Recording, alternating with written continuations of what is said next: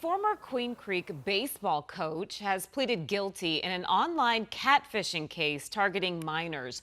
47-year-old Donald Michael admitted to all charges in a Pennsylvania federal court last week. Prosecutors say that Michael and two accomplices created fake accounts posing as teenage girls to coerce young boys into sending explicit materials using blackmail when the victims resisted. Even after his co-conspirators were arrested, authorities say that Michael continued targeting young baseball players under his coaching influence. Michael now faces between 15 and 110 years in prison, with sentencing scheduled on August 14th. Tonight, a 2-year-old boy is back at home in his own bed after spending the night alone in the wilderness and scaring his family half to death. The toddler wandered away from his house in Seligman, walking several miles until he came across a special guardian. 12 News journalist Gabriella Becerra shares this incredible rescue.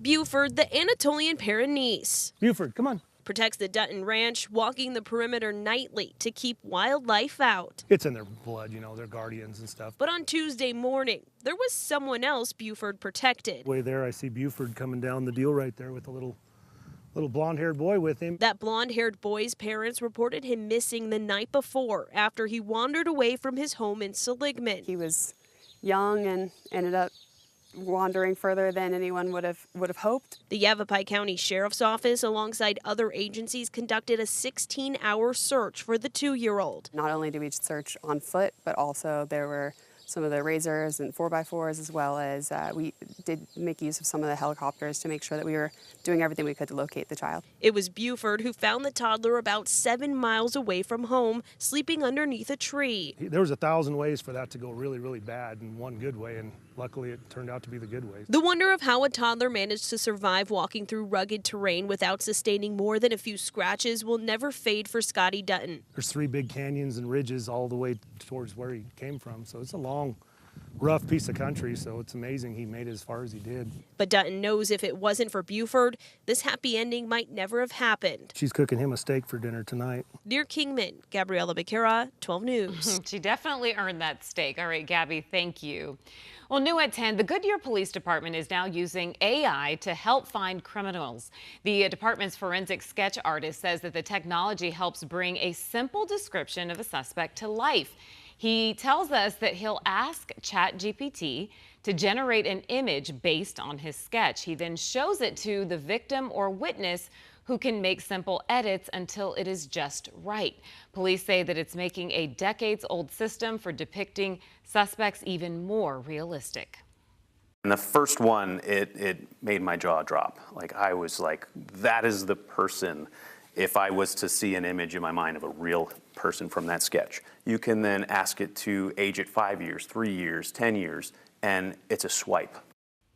That is amazing. Wow. Yeah, well, Goodyear police say that they are hoping that this technology can help them generate leads in future investigations. A Glendale man arrested for intentionally crashing into a police gate. And then a month later, he did it again, and it was all caught on camera. Glendale police say the driver is 35-year-old Alberto Rojas. Video taken at the end of February shows his truck back into the substation gate multiple times before taking off. Police arrested Rojas, but then a month later, after he was released on bail, he did it again, this time ramming the gate head on. It led to a high-speed chase before he was eventually tased and cuffed. He wanted some sort of police confrontation. We gave it to him, but we ended it quickly and as safely as we could with the technology and the devices that we have at our disposal. Police estimate Rojas caused about $20,000 worth of damage. And now they're on the lookout for Rojas because they tell us he was released from jail for a second time. Day 6 of testimony in Lori Vallow Daybell's murder conspiracy trial ended with some frustrating moments for the defendant. This afternoon, the judge seemed to lose his patience with Vallow after she started questioning a Chandler police detective about women that Charles Vallow may have been dating.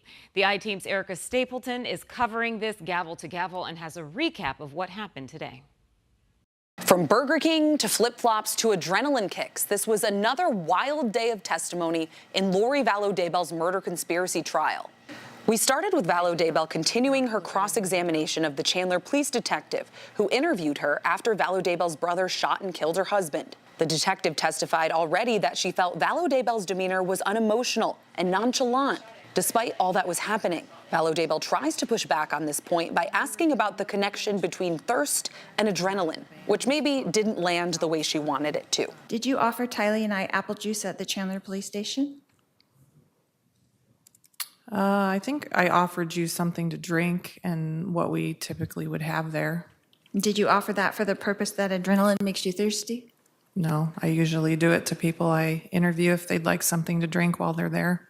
Next, another Chandler detective took the stand. This detective used GPS data to map out a timeline the morning Charles Vallow was killed, using Charles's phone, Lori's phone, and her brother Alex's phone. He was also able to track down video of Vallow Daybell going to Burger King and stopping at Walgreens to pick up flip-flops after the shooting happened. His biggest testimony, that the shooting happened way before Lori's brother actually called 911, and that Vallow Daybell appeared to take Charles's phone with her after he died. When Vallow Daybell tried to cross-examine the detective, she got in trouble for asking about her former husband's dating life, the prosecutor accusing her of smearing the victim. Detective, did you find searches for these dates for my husband back to... Hold on. If we can do a sidebar. Sustained. This is a different question, no, Your Honor. Whether he went on dates or had dates scheduled is not relevant to this case. Ask another question. The prosecutor told the judge she could rest as early as Wednesday or Thursday this week. It remains to be seen what, if any, kind of case Lori Vallow Daybell may present in her defense. Erica Stapleton, 12 News. Erica, thanks. 12 News will bring you continuing coverage of Lori Vallow Daybell's trial on air and online. We'll be streaming the entire trial exclusively on our streaming app, 12+. We'll also have daily recaps and analysis at 8:30 at night about what happened that day in the courtroom. Again, that's exclusively on 12+. You can download it on your TV and watch for free.